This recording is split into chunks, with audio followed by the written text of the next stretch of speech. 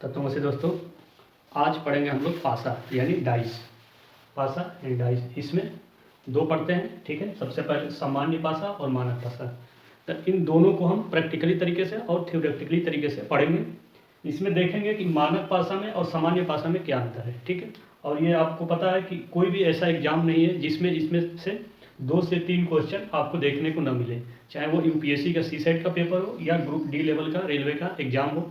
सारे तरह के एग्जाम में इससे प्रश्न पूछे जाते हैं, ठीक। तो उसमें क्या देखेंगे, ये दोनों समझेंगे, प्रैक्टिकली तरीके से समझेंगे। जैसे हमारे पास ये है, ठीक। इससे समझेंगे कि सामान्य पासा और मानक पासा में क्या डिफरेंस है, ठीक। वैसे तो आप थ्योरेटिकली तरीके से पढ़े होंगे, लेकिन प्रैक्टिकली तरीके से देखेंगे कि इन दोनों में क्या अंतर है और इसके प्रश्न को कैसे किया जा सकता है, ठीक है।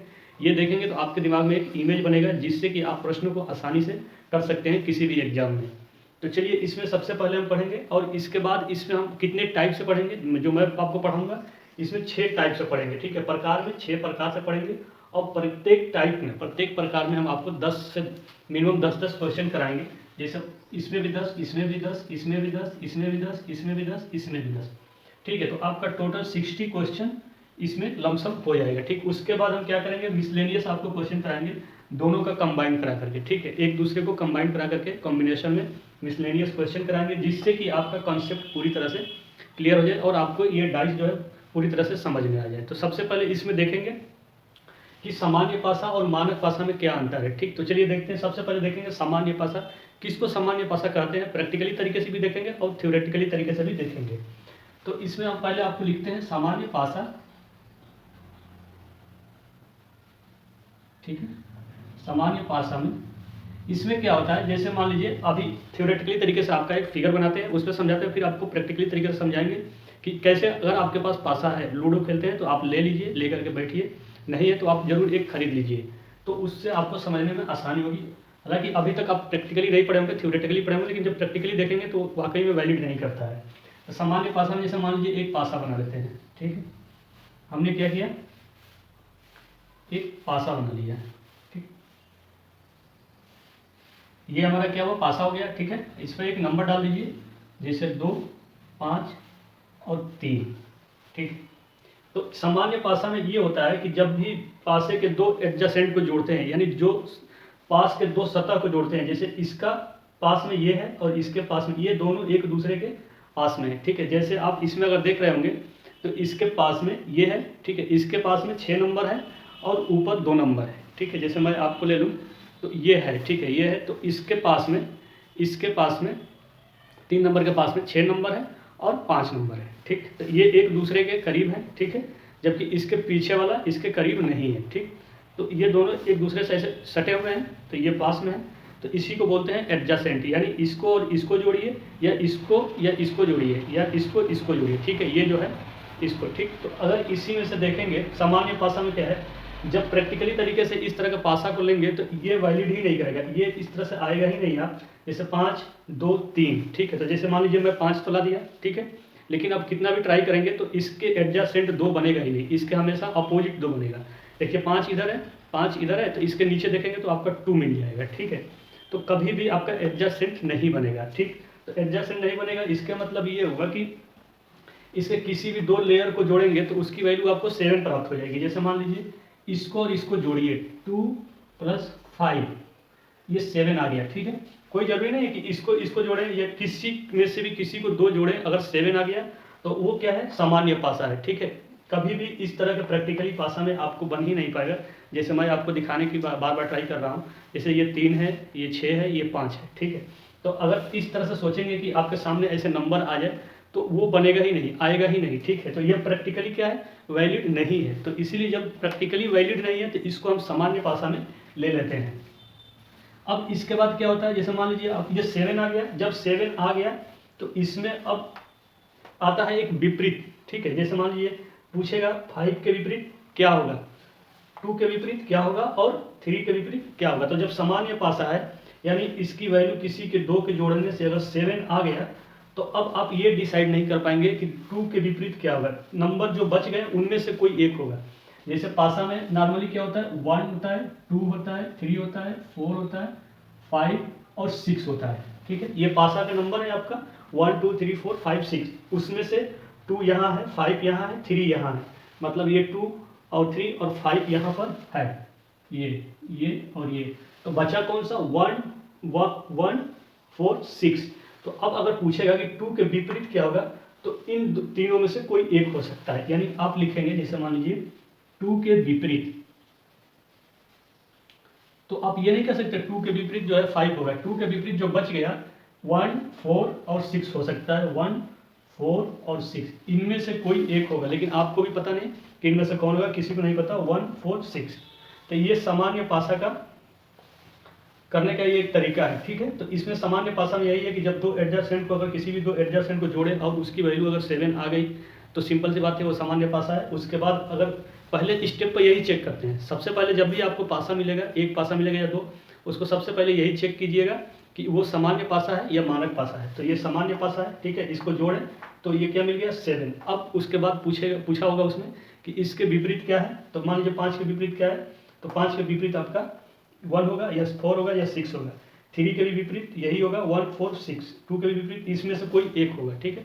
ये सामान्य पासा का एक इंडिकेशन है आपका कि ये 7 आ जाना चाहिए और उसके विपरीत में कम से कम 3 वैल्यू आएगी, ठीक। अब चलिए हम देखते हैं मानक पासा में क्या होता है।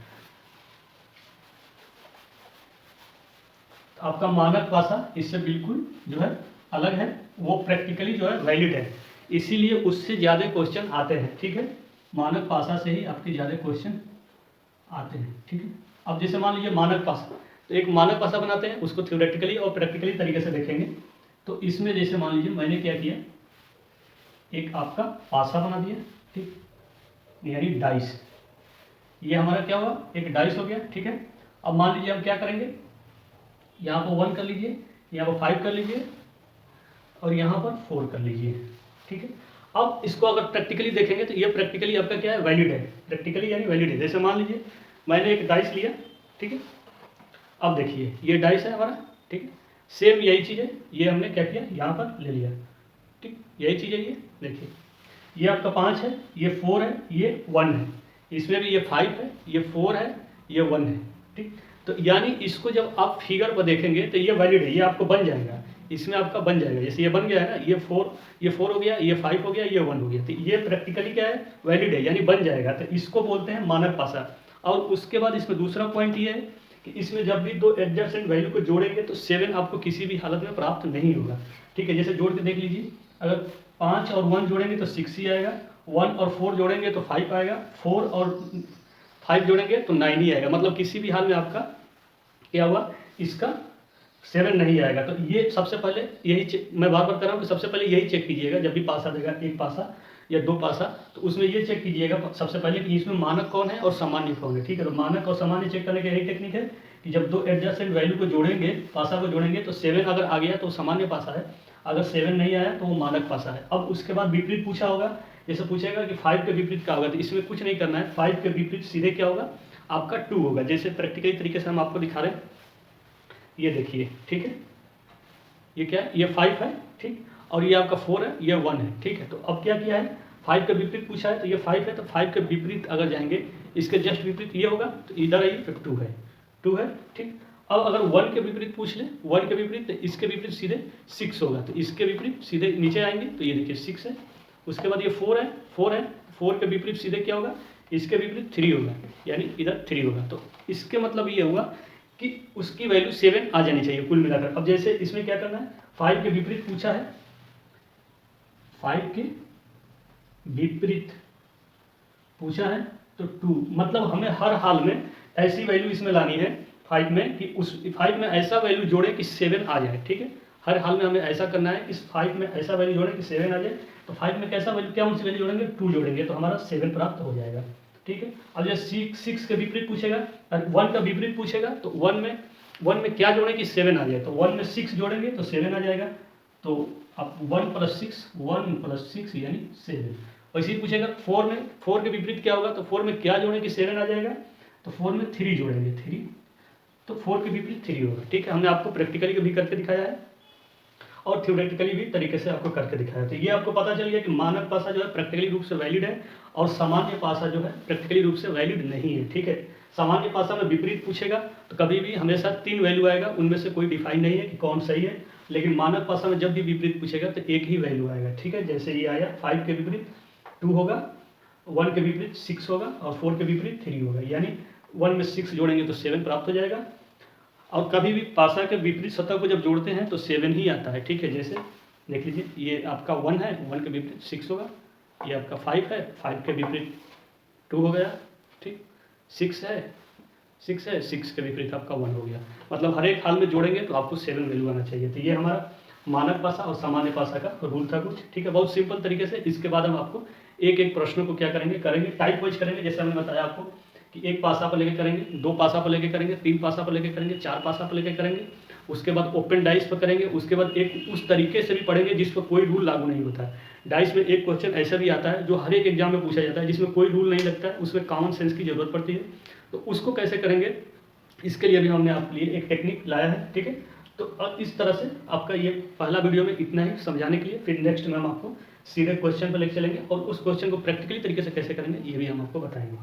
तो इसमें इतना ही आपके लिए, ठीक है। सामान्य भाषा और मानक भाषा में क्या नियम रहा इसको देख लीजिए और इसके बाद नेक्स्ट वीडियो में हम आपको सीधे क्वेश्चन पर लेके चलेंगे।